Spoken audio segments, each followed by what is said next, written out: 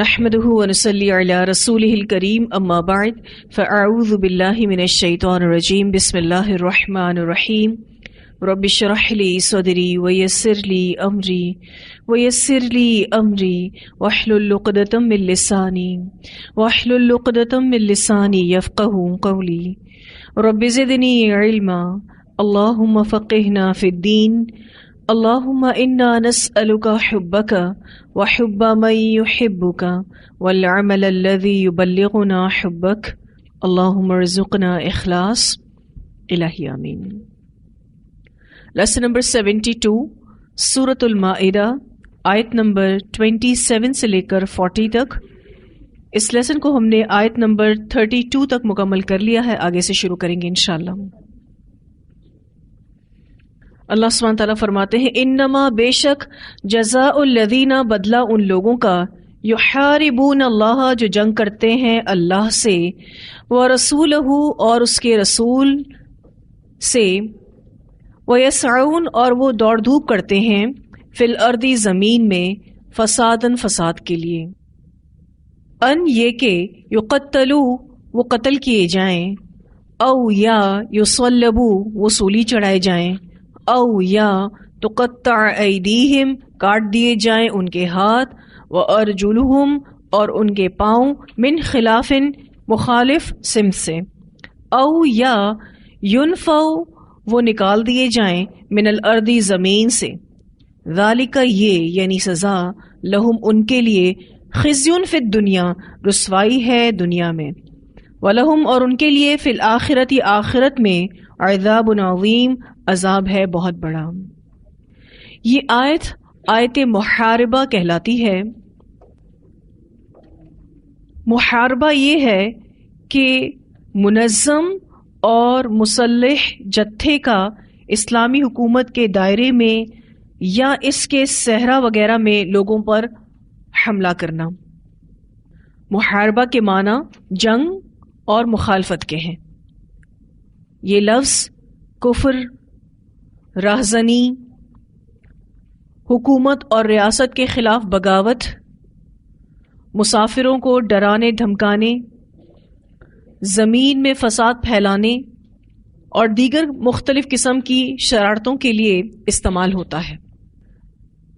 جب کبھی بھی اسلامی ریاست میں انسانوں کا کوئی گروہ یا جماعت محاربہ کرے گی تو اس پر حد محاربہ جاری کی جائے گی، جس کا ذکر اس آیت میں کیا جا رہا ہے۔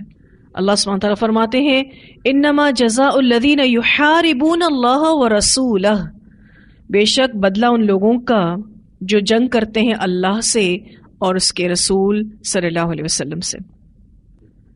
یحاربون اللہ یعنی جنگ کرنا اللہ سے، تو اللہ سے جنگ ہتھیار کے ساتھ تو نہیں ہوتی، اس سے مراد نافرمانی کرنا،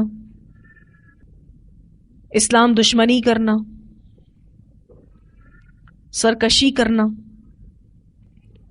تو لوگ نافرمانی کر کے، سرکشی کر کے، اسلام کے ساتھ دشمنی کر کے اللہ کے ساتھ جنگ کرتے ہیں۔ پھر اسی طرح وَرَسُولَهُ کہا گیا اور اس کے رسول کے ساتھ جنگ کرنا۔ رسول سے جنگ دونوں طرح سے ہوتی ہے، ایک جیسے اللہ کے ساتھ کی جاتی ہے اور دوسری ہتھیار کے ساتھ ہوتی ہے۔ تو یہ آیت محاربہ کہلاتی ہے اور اس آیت میں حد محاربہ بتائی گئی ہے، اور محاربہ کے معنی جنگ اور مخالفت کے ہیں۔ جیسا کہ میں نے آپ سے ذکر کیا کہ یہ لفظ کفر کے لیے، راہزنی کے لیے، ڈکیتی کے لیے، زمین میں فساد پھیلانے کے لیے، مسافروں کو ڈرانے دھمکانے کے لیے، اسی طرح سے حکومت اور ریاست کے خلاف بغاوت کرنے کے لیے، امن و چین برباد کرنے کے لیے، دہشت گردی کے لیے استعمال ہوتا ہے۔ تو ایسے لوگوں کی کیا سزائیں ہوں گی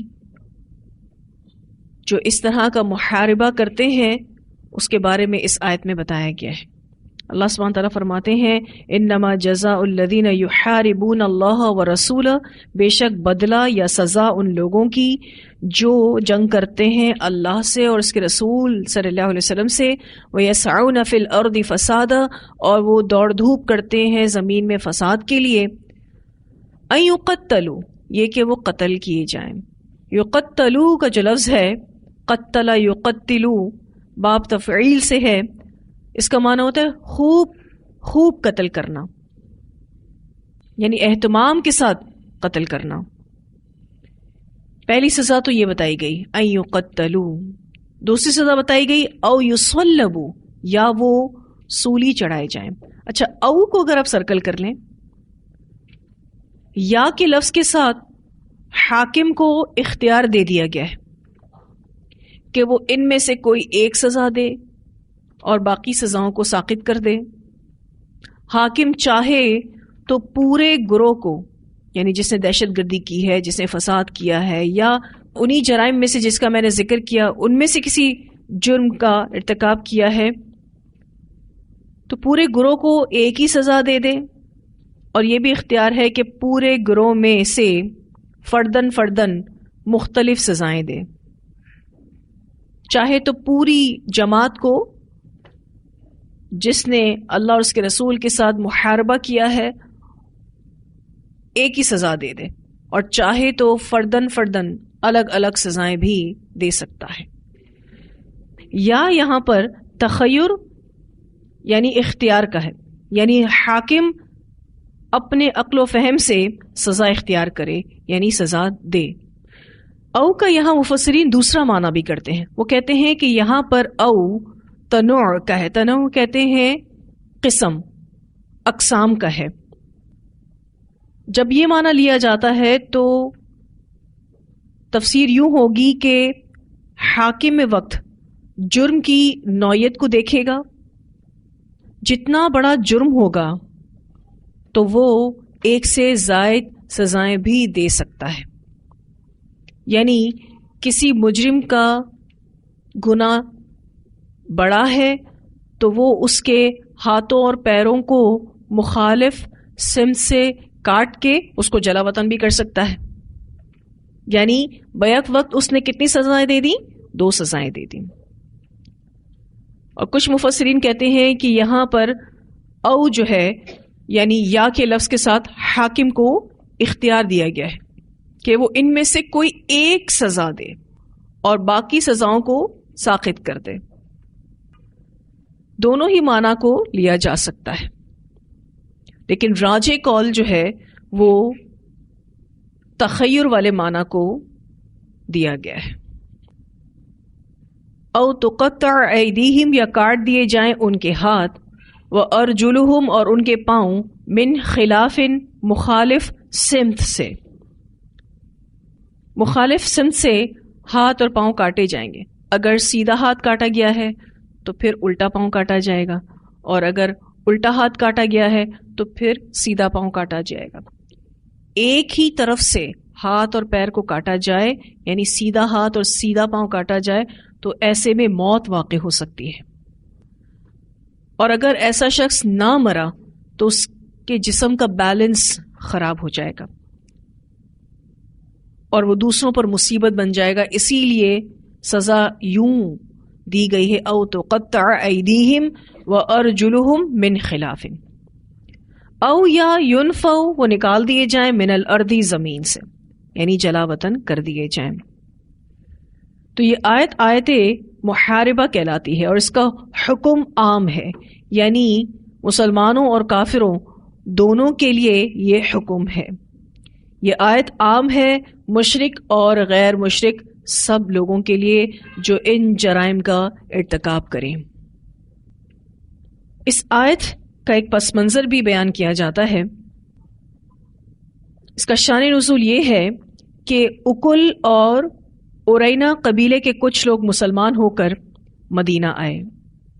انہیں مدینہ کی آب و ہوا راس نہیں آئی، تو رسول اللہ صلی اللہ علیہ وسلم نے انہیں مدینہ سے باہر جہاں صدقے کے اونٹ تھے بھیج دیا، اور کہا کہ ان کا دودھ اور پیشاب پیو، اللہ شفا عطا فرمائے گا۔ چنانچہ چند روز میں وہ ٹھیک ہو گئے، لیکن اس کے بعد انہوں نے اونٹوں کے رکھوالے اور چرواہے کو قتل کر دیا اور اونٹ کو ہنکا کر لے گئے۔ جب رسول اللہ صلی اللہ علیہ وسلم کو اس امر کی اطلاع ملی تو آپ صلی اللہ علیہ وسلم نے ان کے پیچھے آدمی دوڑائے جو انہیں اونٹوں سمیت پکڑ لائے۔ نبی اکرم صلی اللہ علیہ وسلم نے ان کے ہاتھ پیر مخالف جانب سے کاٹ ڈالے اور ان کی آنکھوں میں گرم سلائیاں پھروائیں، کیونکہ انہوں نے بھی چرواہے کے ساتھ ایسا ہی کیا تھا، یعنی چرواہے کی آنکھوں میں ان لوگوں نے گرم سلائیاں پھیری تھیں، تو آپ صلی اللہ علیہ وسلم نے ان کی آنکھوں میں گرم سلائیاں پھروائیں، پھر انہیں دھوپ میں ڈال دیا گیا حتیٰ کہ وہیں مر گئے۔ صحیح بخاری میں یہ الفاظ بھی آتے ہیں کہ انہوں نے چوری بھی کی، قتل بھی کیا، ایمان لانے کے بعد کفر بھی کیا، اور اللہ اور اس کے رسول صلی اللہ علیہ وسلم سے محاربہ بھی کیا، اسی لیے آپ صلی اللہ علیہ وسلم نے انہیں اتنی سخت سزائیں دیں۔ تو اس آیت میں اللہ اور اس کے رسول سے جو جنگ کی جاتی ہے اس سے مراد محاربہ ہے، یعنی ڈکیتی یا رہزنی، ٹھیک ہے۔ پھر اس آیت میں 4 قسم کی سزاؤں کو جرائم کی نوعیت کے لحاظ سے طے کیا جا سکتا ہے۔ اگر مجرم نے قتل تو کر دیا مگر مال لینے کی نوبت نہیں آئی تو اسے قصاص میں قتل کر دیا جائے گا۔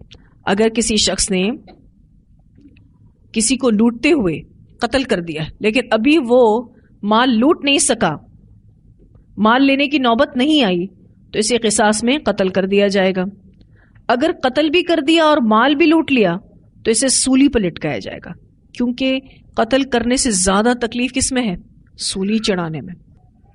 اگر قتل بھی کر دیا ہے اور مال بھی لوٹ لیا ہے تو اسے سولی چڑھایا جائے گا، اور اگر صرف مال ہی چھینا ہو، قتل نہ کیا ہو، تو اس کے ہاتھ پاؤں مخالف سمت سے کاٹے جائیں گے، اور اگر ابھی قتل بھی نہیں کیا اور مال بھی چھیننے سے پہلے گرفتار ہو گیا تو اسے جلا وطن کیا جائے گا۔ آپ دیکھیں تو جرم کی نوعیت سے سزائیں دی جائیں گی۔ اور ابھی ہم نے جو حدیث پڑھی جس میں رسول اللہ صلی اللہ علیہ وسلم نے 1 سے زائد سزائیں ان کو دی، تو اس سے کیا پتہ چلتا ہے کہ حاکم وقت کو اس بات کا بھی اللہ تعالیٰ نے اختیار دیا ہے کہ وہ بیک وقت جرم کی نوعیت دیکھتے ہوئے 1 سے زائد سزائیں بھی دے سکتا ہے۔ اب آپ دیکھیے کہ جو حدیث ہم نے پڑھی ابھی، اس میں محض ڈکیتی کی ہی واردات نہیں بلکہ مکر و فریب سے لوٹ مار، قتل اور ارتداد سب شامل ہیں۔ کتنے بڑے بڑے گناہ اس قبیلے کے لوگوں نے کیے، اور یہ سب کچھ اللہ اور اس کے رسول صلی اللہ علیہ وسلم کے ساتھ جنگ کرنے کے زمرے میں آتا ہے۔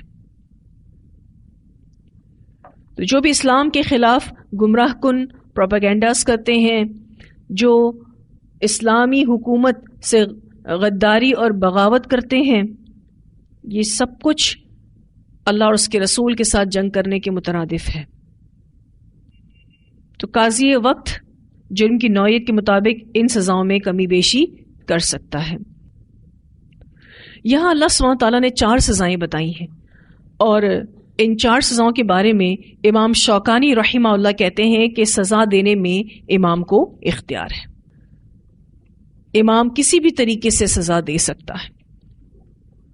پھر اللہ سبحانہ تعالیٰ فرماتے ہیں ذالکا، یہ، اور ذالکا اسم اشارہ ہے، اور ان تمام سزاؤں کی طرف یہ اشارہ جا رہا ہے۔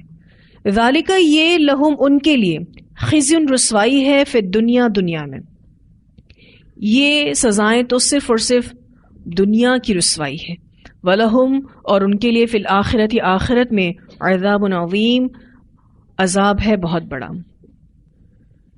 دنیا میں اتنی عبرتناک سزائیں ان کو دی گئیں، وہ اس لیے کہ اللہ تعالیٰ چاہتے ہیں کہ زمین کو فساد سے پاک کیا جائے، اس لیے اتنی سخت سزائیں بتائی گئی ہیں۔ اور سزاؤں میں سے جو سزا جرم کے اعتبار سے موافقت رکھتی ہو اور اصلاح کے لیے کارگر ہو، وہ سزا دی جائے گی۔ اور اس طرح یہ ہو سکتا ہے کہ جس نے ایک جرم کیا اس کی ایک ہی سزا ہو، اور جس نے بیک وقت 2 جرم کیے اس کی سزا زیادہ ہو۔ دیکھنے میں یہ سزائیں بڑی سخت ہیں، لیکن اللہ کی ان حدود میں بڑی رحمت ہے۔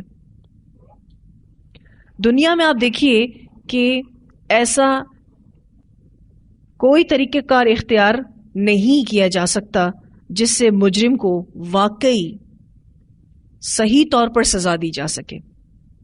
مثلا اگر کسی شخص نے 1 سے زائد قتل کیے تو دنیاوی اعتبار سے اسے کیا سزا دی جائے گی؟ زیادہ سے زیادہ اس کو قتل کر دیا جائے گا، گو کہ اس نے کتنی زندگیوں کا نقصان کیا، بے شمار قتل کیے، لیکن زیادہ سے زیادہ دنیاوی اعتبار سے اس کو قتل کی سزا سنا دی جائے گی، پھانسی لگا دی جائے گی یا سولی چڑھا دیا جائے گا۔ لیکن اتنی حساس سزا پھر بھی نہیں دی گئی، یا شدید سزا پھر بھی نہیں دی گئی جتنا شدید اس کا گناہ تھا۔ اس لیے قیامت کے دن اس کی سزا زیادہ ہوگی، وہ ہمیشہ کی جہنم میں رہے گا اور اپنی سزاؤں سے باہر نہیں نکل سکے گا۔ اسی لیے اللہ سبحانہ تعالیٰ فرماتے ہیں وَلَهُمْ فِي الْآخِرَةِ عَذَابٌ عَظِيمٌ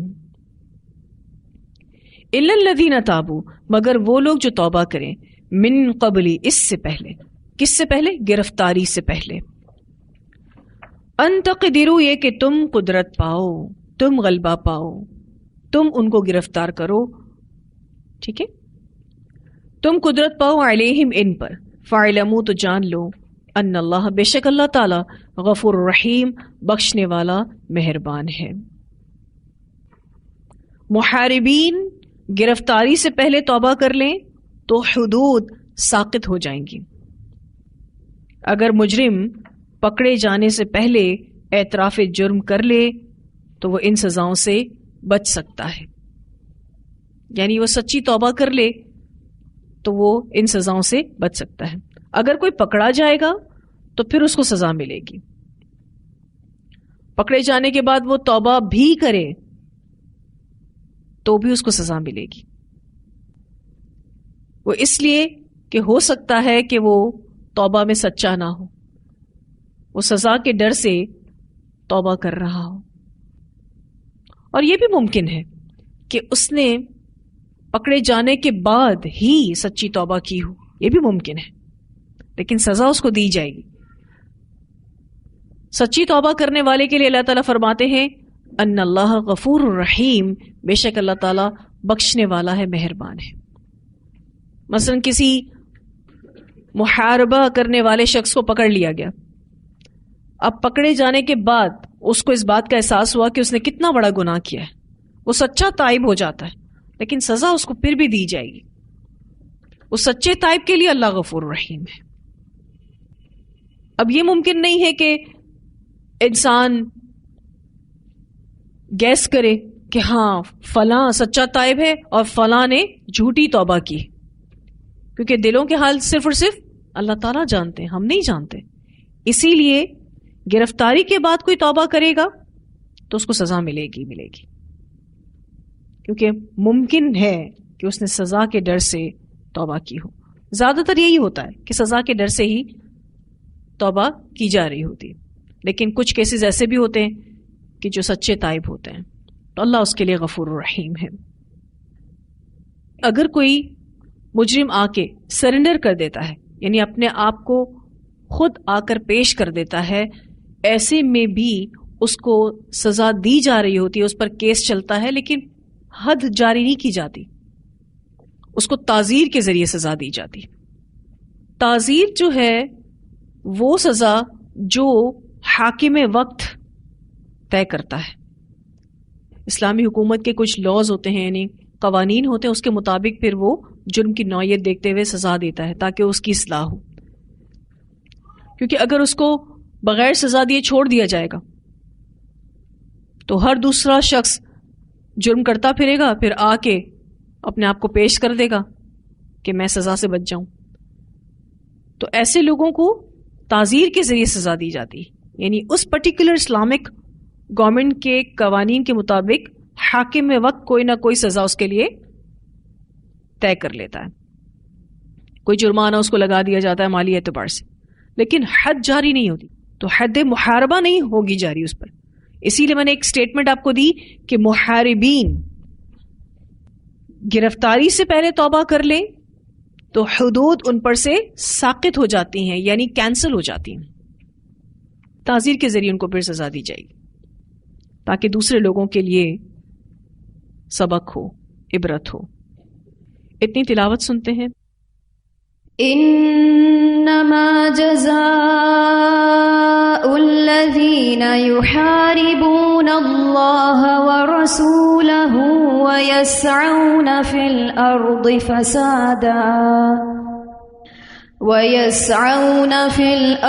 فسادا أن يقتلوا أو يصلبوا أو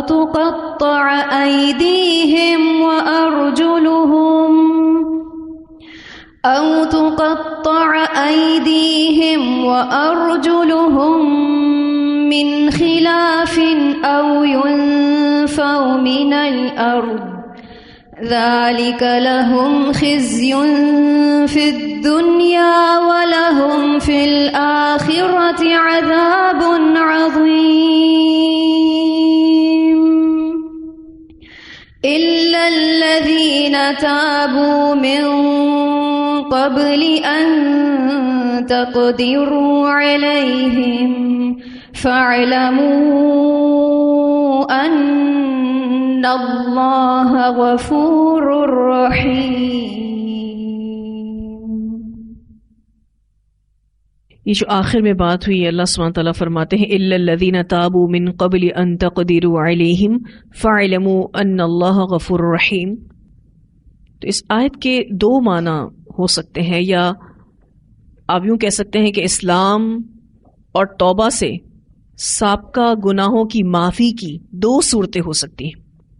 پہلی صورت یہ ہے کہ کوئی شخص حالت کفر میں فساد فی الارض کرتا رہا، پھر مسلمان ہو کر مسلمانوں کے پاس آ گیا اور اپنی سابقہ عادات ترک کر دیں، تو اس سے سابقہ گناہوں پر مواخذہ نہیں ہوگا، کیونکہ اسلام لانا ہی ایسا عمل ہے جو اپنے سے پہلے گناہوں کو ختم کر دیتا ہے.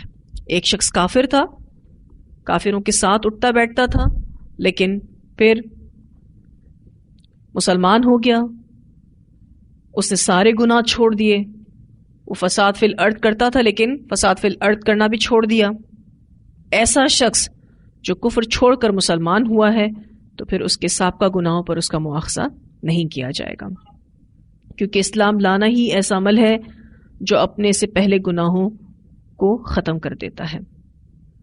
دوسری صورت یہ ہے کہ کوئی شخص اسلام لا کر بھی فساد فی الارض کا مجرم رہا، یعنی یہ شخص مسلمان ہوتے ہوئے بھی فساد فی الارض کر رہا تھا، لیکن بعد میں اس نے توبہ کر لی، امن پسندی اور قانون کی اطاعت والی زندگی گزارتا رہا، تو اب اس کے سابقہ گناہوں کا سراغ لگا کر اسے سزا نہیں دی جائے گی، کیونکہ وہ اپنی اصلاح کر چکا ہے. گورنمنٹ کی طرف سے جو سزا ہے وہ تو معاف ہو جائے گی، لیکن جو بندوں کے حقوق غصب کیے تو اس کی تلافی ضروری ہے، یعنی وہ اس کی ادائیگی کرے گا یا پھر وہ ان حقوق کو معاف کروا لے. تو اللہ سبحانہ تعالیٰ فرماتے ہیں الا الذین تابوا من قبل ان تقدروا علیہم فاعلموا ان اللہ غفور رحیم. آیت نمبر 33 میں نے آپ کو ایک حدیث سنائی تھی جس میں ایک واقعہ بیان ہوا تھا. اقل اور اورینا قبیلہ کے کچھ لوگ مسلمان ہوئے اور مدینہ آئے، تو مدینہ کی آب و ہوا انہیں راس نہیں آئی. ایسا عمومی طور پر ہوتا ہے، لوگ کسی دوسرے شہر جاتے ہیں یا دوسرے ملک جاتے ہیں تو وہاں کی آب و ہوا انہیں سوٹ نہیں کرتی اور ان کی طبیعت ناساز ہو جاتی ہے. یہی کچھ ان قبیلے کے لوگوں کے ساتھ ہوا تھا. رسول اللہ صلی اللہ علیہ وسلم نے انہیں مدینہ سے باہر جہاں صدقے کے اونٹ تھے وہاں بھیج دیا تھا اور کہا تھا کہ ان کا دودھ اور پیشاب پیتے رہو، اللہ شفا عطا فرمائے گا. چنانچہ چند روز میں وہ ٹھیک ہو گئے. رسول اللہ صلی اللہ علیہ وسلم نے اونٹنی کا پیشاب پینے کا حکم دیا. ایکچولی ان لوگوں کو استسقاء کی بیماری ہو گئی تھی، یعنی پیٹ میں یا پھیپڑوں میں پانی بھرنے کی بیماری. پھیپڑوں میں جو پانی بھر جاتا ہے یا پیٹ میں جو پانی بھر جاتا ہے، یہ بیماری ان لوگوں کو ہو گئی تھی. رسول اللہ صلی اللہ علیہ وسلم نے ان کو کہا کہ اونٹنی کا دودھ اور پیشاب کو ملاؤ اور اس کو پیو تو تمہاری یہ بیماری دور ہو جائے گی، اللہ تمہیں شفا عطا کرے گا. ایک طرح سے رسول اللہ صلی اللہ علیہ وسلم نے یہ دوا تجویز فرمائی. اور ہم دیکھتے ہیں اس حدیث میں واضح طور پر بتایا گیا کہ یہ لوگ اس دوا کو پی کر تندرست ہو گئے، ٹھیک ہو گئے. بعض لوگ اس حدیث پر کرٹیسائز کرتے ہیں، اعتراض کرتے ہیں. بخاری کی روایت ہے، یہ تو نہیں کہہ سکتے کہ یہ حدیث نہیں ہے، حدیث تو ہے، لیکن نبی اکرم صلی اللہ علیہ وسلم نے ایک ناپاک چیز کو پینے کا کیسے حکم دے دیا، ایک نجس چیز کو پینے کا کیسے حکم دے دیا. لیکن آپ دیکھیے کہ اس حدیث میں کہاں کہا گیا کہ ایک ناپاک چیز کے ساتھ تمہارا علاج کر رہا ہوں یا اونٹ کا پیشاب نجس ہوتا ہے، کہاں کہا گیا؟ ایسی تو کوئی بات نہیں کہی گئی. جو انعام ہم پر حلال ہیں، ٹھیک ہے، ان کی جو چیز حلال ہے اس کے بارے میں بتا دیا گیا اور جو چیز حرام ہے اس کے بارے میں بھی بتا دیا گیا. تو اونٹ کا پیشاب نجس نہیں ہے، اسی طرح سے دیگر انعام کا پیشاب بھی ناپاک نہیں ہے. اس بارے میں مفسرین کہتے ہیں کہ اگر اونٹ کا پیشاب ناپاک ہوتا، نجس ہوتا، تو رسول اللہ صلی اللہ علیہ وسلم کبھی اسے پینے کا حکم نہیں دیتے. اور اس کی دلیل وہ اس حدیث سے پیش کرتے ہیں کہ ایک صحابی نے آپ صلی اللہ علیہ وسلم سے شراب کو دوائی میں استعمال کرنے کے بارے میں سوال کیا تو آپ صلی اللہ علیہ وسلم نے فرمایا یہ دوائی نہیں بلکہ بیماری ہے. اسے مسلم نے روایت کیا ہے. ایک صحابی آئے، انہوں نے کہا کہ اگر ہم شراب کی تھوڑی سی مقدار دوا میں ملا لیں تو کیا ایسا ہم کر سکتے ہیں؟ آپ صلی اللہ علیہ وسلم نے فرمایا شراب دوائی نہیں ہے، شراب کیا ہے؟ بیماری ہے، ایک حرام چیز ہے. حرام چیز تمہارے لیے اچھی ہو ہی نہیں سکتی، وہ تمہیں صحت دے ہی نہیں سکتی. تو حرام چیز دوائی میں استعمال نہیں کی جا سکتی، یہ اس آتھینٹک حدیث سے پتہ چلتا ہے. تو نبی اکرم صلی اللہ علیہ وسلم نے اگر اونٹ کے پیشاب سے علاج کرنے کا کہا تو اس سے کیا پتہ چلتا ہے کہ اونٹ کا پیشاب ناپاک، نجس یا حرام نہیں ہے. سیدنا عبداللہ بن مسعود رضی اللہ تعالیٰ عنہ سے ایک دفعہ اس بارے میں سوال ہوا تو فرمایا یقیناً اللہ تعالیٰ نے اس چیز میں تمہارے لیے شفا نہیں رکھی جو تم پر حرام قرار دی ہے.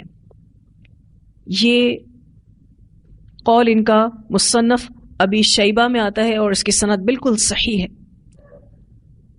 اسی بارے میں سوال پوچھا گیا، یعنی شراب ہی کو ملا کر دوا بنانے کے بارے میں پوچھا گیا تو ابن مسعود کہتے ہیں کہ جس چیز میں اللہ تعالیٰ نے تمہارے لیے شفا نہیں رکھی نا، اس کو تمہارے لیے حرام قرار دے دیا. شراب چونکہ حرام ہے، اس شراب سے تم کو شفا نہیں مل سکتی. ابن عمر رضی اللہ تعالیٰ عنہ کا معمول مبارک تھا کہ جب کسی عزیز کے علاج کے لیے حکیم کو بلاتے تو اس پر شرط عائد کرتے کہ وہ اللہ تعالیٰ کی حرام کردہ چیزوں سے علاج نہیں کرے گا. اسے مستدرک للحاکم نے روایت کیا ہے. اب آپ دیکھیے یہ وہ صحابہ کرام ہیں جن کے ذریعے احادیث ہم تک پہنچی، جو اس بات کے قائل تھے کہ حرام چیزوں سے علاج نہیں ہو سکتا. تو کیسے ممکن ہے کہ ایک رخصت اللہ تعالیٰ نے اپنے بندوں کو دی ہو اور صحابہ کرام اس کے بارے میں اتنی سختی کریں اور دوسروں کو بھی اس کے استعمال کی اجازت نہ دیں؟ صحابہ کرام بہت اسٹرکٹ تھے اس معاملے میں کہ حرام چیزوں کو بطور علاج استعمال نہیں کیا جا سکتا، ایز میڈیسن ان کو یوز نہیں کیا جا سکتا، یہ میڈیسن میں اس کو مکس بھی نہیں کیا جا سکتا. جو لوگ اعتراض کرتے ہیں وہ یہ کہتے ہیں کہ مسلمان ویسے تو ہندوؤں پر کرٹیسائز کرتے ہیں کہ وہ گائے کا پیشاب نہ پئیں. ٹھیک ہے، یہ غلط ہے اس طرح سے گائے کا پیشاب پینا، اور خود اونٹ کے پیشاب سے علاج کرتے ہیں.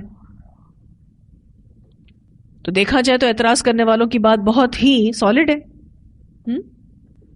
تو اس بات کو بھی سمجھنے کی ضرورت ہے کہ مسلمان اونٹ کے پیشاب کو بطور دوا استعمال کرتے ہیں، لیکن ہندو گائے کا پیشاب مبارک سمجھ کے تبرک کے طور پر پیتے ہیں. ان کے ہاں گائے کا پیشاب پینا ایک طرح سے عبادت کنسیڈر ہوتا ہے، لیکن مسلمان اونٹ کے پیشاب کو تبرک کے طور پر استعمال نہیں کرتا، ایز میڈیسن یوز کرتا ہے. جدید سائنس کے ذریعے یہ بات ثابت ہے کہ اونٹ کے پیشاب سے بہت بڑی بڑی بیماریوں کا علاج ممکن ہے. اکل اور اورینا قبیلہ کے جو لوگ تھے، ان کو جو بیماری ہوئی تھی وہ پھیپڑوں میں پانی بھر جانے کی تھی یا پیٹ میں پانی بھر جانے کی تھی، اور یہ کوئی چھوٹی بیماری نہیں ہے. آپ سب جانتے ہیں کہ اگر کسی انسان کے پھیپڑوں میں پانی بھر جائے تو وہ کتنے مشکل ٹریٹمنٹ سے گزرتا ہے. اس کا علاج اس کیمل یورین میں ہے. یہ مرض جو ہے نا انتہائی موذی مرض ہے، اتنا تکلیف دہ مرض ہے کہ انسان کا سروائیول بہت مشکل ہوتا ہے. اور آپ دیکھیے کہ اللہ سبحانہ تعالیٰ نے اس کیمل یورین میں اس کی میڈیسن رکھی ہے. اس کے علاوہ آپ دیکھیے کہ کچھ کینسرز ایسے ہیں جس کا ٹریٹمنٹ کیمل یورین سے کیا جاتا ہے، اونٹ کے پیشاب سے کیا جاتا ہے. اور جدید سائنس یہ تحقیق کر چکی ہے، اس بات کو مان چکی ہے کہ بالکل ٹھیک بات ہے یہ. تو اپنے ذہنوں میں یہ بات واضح کر لیجئے کہ اونٹ، گائے، بکری کا پیشاب نجس نہیں ہے، ناپاک نہیں ہے. نبی اکرم صلی اللہ علیہ وسلم نے بکریوں کے واڑے میں نماز پڑھی ہے. اس سے کیا پتہ چلتا ہے کہ بکری کا پیشاب بھی نجس نہیں ہے، ناپاک نہیں ہے. لیکن اگر گائے کا بہتا خون ہے تو وہ منع ہے، وہ بتا دیا گیا قرآن پاک میں. اسی طرح سے آپ دیکھیے کہ چربی ہے، حلال ہے، بتا دی گئی. ہڈی یوز کر سکتے ہیں، گوشت یوز کر سکتے ہیں، کھال یوز کر سکتے ہیں. ہر چیز جو حلال جانوروں کی ہے وہ استعمال میں لائی جا سکتی ہے. ایکچولی ہمارے ذہن میں ایک بات بیٹھ گئی ہے کہ پیشاب جو ہے وہ نجس سے ہوتا ہے. ٹھیک ہے، تو جو حلال جانور ہیں ان کا پیشاب نجس نہیں ہے اور اس سے ٹریٹمنٹ کیا جا سکتا ہے. اور ایک اور بات بھی اپنے ذہنوں میں واضح کر لیں، صرف کیمل یورین ہی ایز میڈیسن یوز ہوتی ہے. گائے کا پیشاب یا بکری کا پیشاب یہ میڈیسن کے طور پر استعمال نہیں کی جاتی، کیونکہ اس میں وہ خصوصیات نہیں ہیں جو کیمل یورین میں ہے.